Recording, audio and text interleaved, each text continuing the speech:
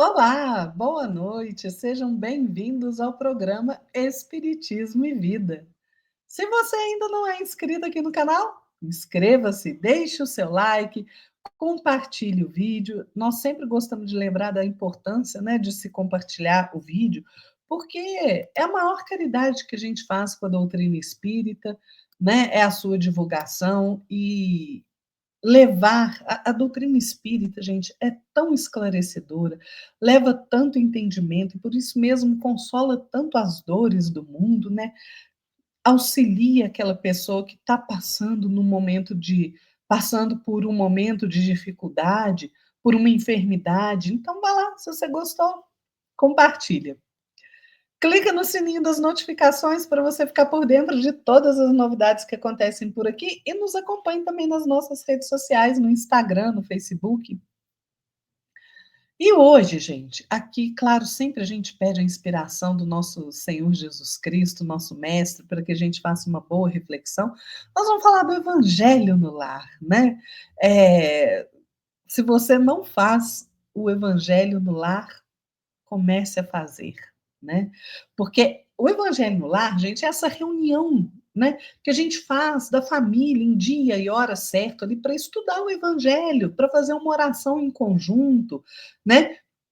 É uma reunião familiar de estudo, de reflexão dos ensinamentos de Jesus, né, interpretados à luz da doutrina espírita. E a gente utiliza aí a prece, né, como instrumento de ligação com nosso Pai, com Jesus, com os espíritos superiores, né? Então, você pode fazer aí o culto do Evangelho na sua casa uma vez por semana, né? E isso eu tenho certeza vai ser uma fonte imensa de alegria e de bênçãos para você e para sua família. Né? Aí tem gente que fala assim: ah, mas a minha família não quer fazer. Não tem problema, não. Começa você, faz sozinho. Primeiro que a gente nunca está sozinho, né? Chama seu mentor, os espíritos familiares aí para estar com você, né? Os espíritos protetores, e eles vão estar aí com vocês, né? Então, o Evangelho no Lar é uma oportunidade da gente renovar o contato com os ensinamentos do Cristo, né? É, não só o lar que nos acolhe se transforma em um celeiro de compreensão, de luz, de solidariedade, mas a vida também torna-se melhor, né? O caminho fica mais leve de ser trilhado, apesar dos problemas, por conta da compreensão que a gente passa a ter, né? A gente não faz, gente, culto para tudo aí na nossa vida, né? A gente não faz aí os nossos rituais de limpeza, né? Tem o culto da limpeza, a gente não providencia a segurança da casa, o bem-estar, na nossa higiene, não é? Ah, pois é, ué. E por que a gente não cuida da nossa parte espiritual? Então, não vamos ignorar realmente o culto do Evangelho, porque ele ensina a cada um de nós a valorizar, né, todas as demais coisas. Né? Porque, olha, com Jesus, gente, a limpeza começa na consciência. Né? O alimento, o pão do conhecimento, ele nutre a alma antes do corpo. Né? Qual é a nossa maior segurança? É alarme? É isso? É aquilo? Não, é a harmonia moral, o equilíbrio moral, né? O nosso maior carinho aí é o entendimento fraterno. Então, olha, e vocês sabem quando foi feito o primeiro evangelho, o primeiro culto no lar na história? E quem fez? Pois é, Neio Lúcio nos conta no livro Jesus no Lar, psicografia do nosso querido Chico Xavier, né? Que quem fez o primeiro culto no lar foi o nosso mestre Jesus. Ele conta essa história lindíssima que eu vou contar aqui para vocês, né? Jesus estava ali na casa de Simão Pedro, né? E eles estavam ali conversando e tal. De repente, a conversação ali toma, né? Igual a gente, né? A gente vai falando, falando, de repente a conversa fica improdutiva, né? Menos edificante. E aí, Jesus pega, então, ali aqueles pergaminhos, os escritos sagrados, né? E aí vira para Simão e fala assim: Ô Simão, né? Que faz o pescador quando se dirige para o mercado com os frutos de cada dia? É porque Simão Pedro era pescador, né? E Simão Pedro fica ali pensando, pensa alguns minutos ali e fala assim: Ah, mestre, né, a gente escolhe aí os melhores peixes, né? E leva para o mercado, né? Porque ninguém compra resíduo de pesca.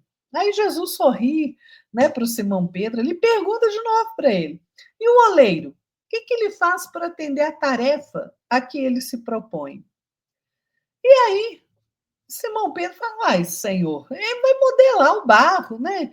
Imprime ali a forma que ele deseja, né? De prato, de bacia, de canecas, né? Seja lá o que for. E aí Jesus dá aquele olhar compassivo, né?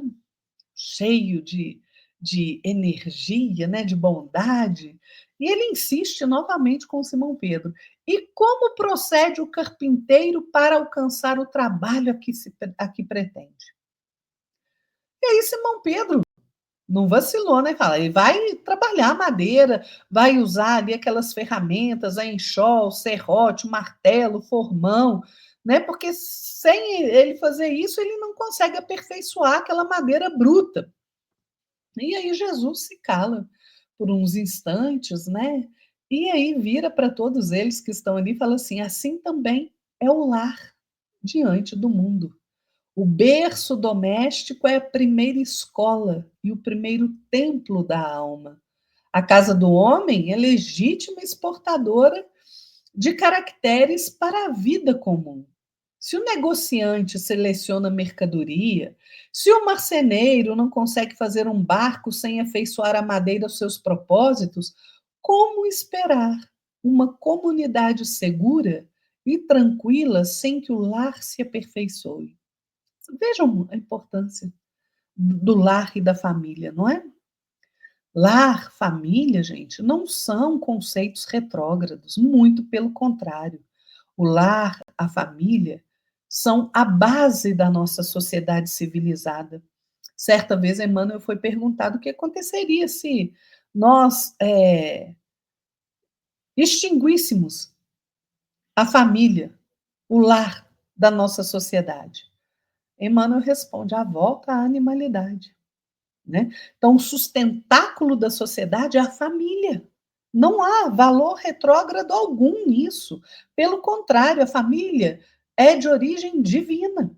E aí Jesus continua. A paz do mundo começa sob as telhas a que nos acolhemos. Se não aprendemos a viver em paz entre quatro paredes, como aguardar a harmonia das nações? Se nos não habituamos a amar o irmão mais próximo, associado à nossa luta de cada dia, como respeitar o eterno Pai que nos parece distante? Vejam, são reflexões muito profundas que Jesus coloca, né? Aí Jesus, né, e o Lúcio conta que Jesus, né, passa o olhar assim, relanceia o olhar, né, por aquela sala modesta ali e continua. Pedro, acendamos aqui em torno de quantos nos procuram a assistência fraterna, uma claridade nova. A mesa de tua casa é o lar de teu pão. Nela recebes do Senhor o alimento de cada dia. Por que não instalar ao redor dela a sementeira da felicidade, da paz na conversação e no pensamento? O Pai, que nos dá o trigo para o celeiro, através do solo, envia-nos a luz através do céu. Se a claridade é a expansão dos raios que a constituem, a fartura começa no grão. Em razão disso, o evangelho não foi iniciado sobre a multidão, diz Neio Lúcio, mas sim no singelo domicílio dos pastores e dos animais. Isso quem disse foi Jesus. E aí Simão Pedro olha para Jesus, né, com aqueles olhos, né, lúcidos. E aí, como não encontrou palavra nenhuma para dizer naquele momento, né, ele fala: Ok, Senhor, mestre, seja feito como desejas. Né? Então, Jesus convida então os familiares ali de Simão Pedro, né, para uma conversa mais edificante, para uma meditação mais elevada, né? Desenrola ali as escrituras, né? E inaugura assim na Terra o primeiro culto cristão no lar. Então vejam que bonito, gente. Jesus foi quem criou este hábito, né? Então, se você está aí e não faz ainda o evangelho no lar, né? Realmente, olha, faça, né? Porque onde a gente faz o evangelho no lar, né? O lar onde a boa nova do Cristo persiste realmente, né? É uma estação, gente, impressionante de raios vitalizantes, renovadores em todas as direções, né? Experimenta fazer o evangelho no lar, porque às vezes você tem ali um problema com o vizinho e não sei o quê. Começa a fazer o evangelho no lar. Você vai ver como as coisas não se acalmam, né? Agora, é claro, gente, que quando a gente se dispõe a fazer coisas mais elevadas, nós somos testados, né? Então, às vezes, a gente fala assim: ah, vou começar a fazer o evangelho, marca um dia e hora, né? Convida a família.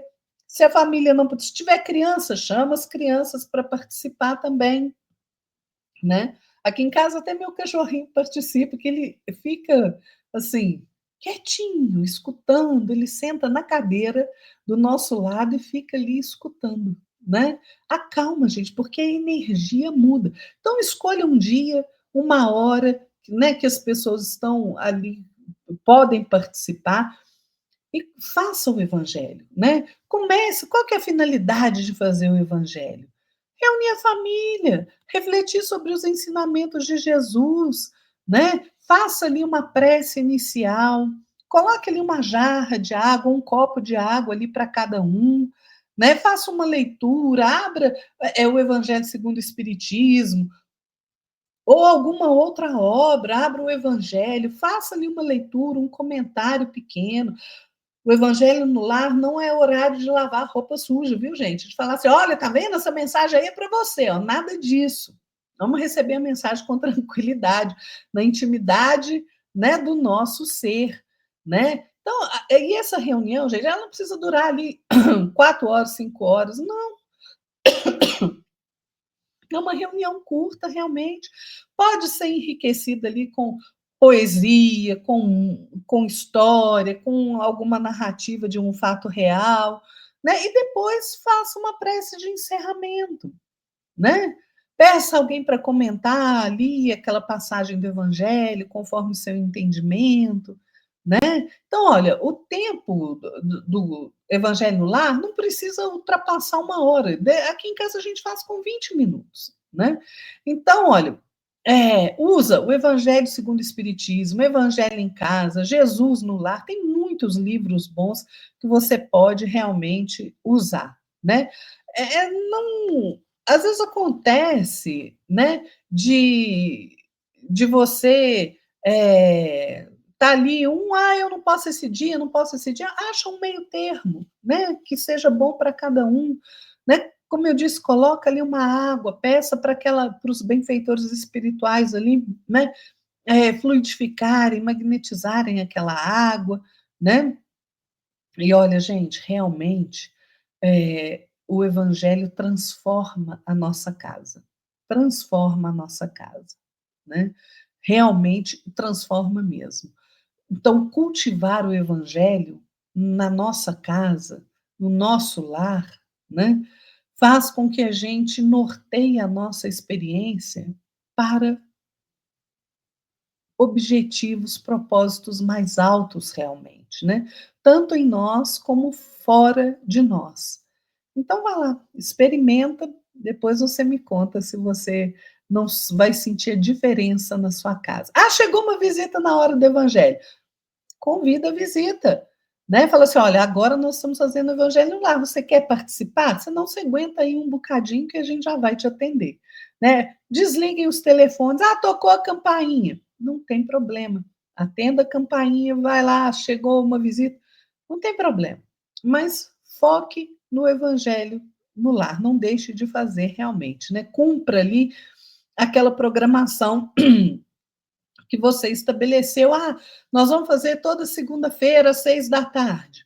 Ótimo, beleza. Vamos fazer às terça-feira às 8 da noite. Ótimo, mas cumpra, né? Cria essa rotina realmente, porque os bons espíritos vão estar ali com vocês, é, amparando, inspirando bons pensamentos, bons sentimentos. Vale muito a pena, gente, realmente.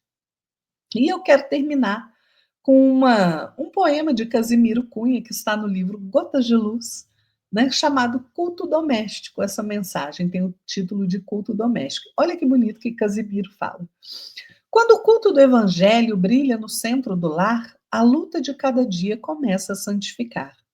Onde a língua tresloucada dilacera e calunia, brotam flores luminosas de sacrossanta alegria. No lugar em que a mentira faz guerra de incompreensão, a verdade estabelece o império do amor cristão. Onde a ira ruge e morde, qual rude e invisível fera, surge o silêncio amoroso que entende, respeita e espera. A mente dos aprendizes bebe luz em pleno ar. Todos disputam contentes a glória de auxiliar. A bênção do culto aberto, na divina diretriz, conversa Jesus com todos e a casa vive feliz. Quem traz a igreja consigo, combatendo a treva e o mal, encontra a porta sublime do reino celestial. É isso aí, gente. A gente fica por aqui. Façam o evangelho do lar, tenham esse hábito, porque realmente transforma a nossa casa, traz serenidade, equilíbrio. Experimente. Se você não faz, experimente. Se você já faz, continue firme.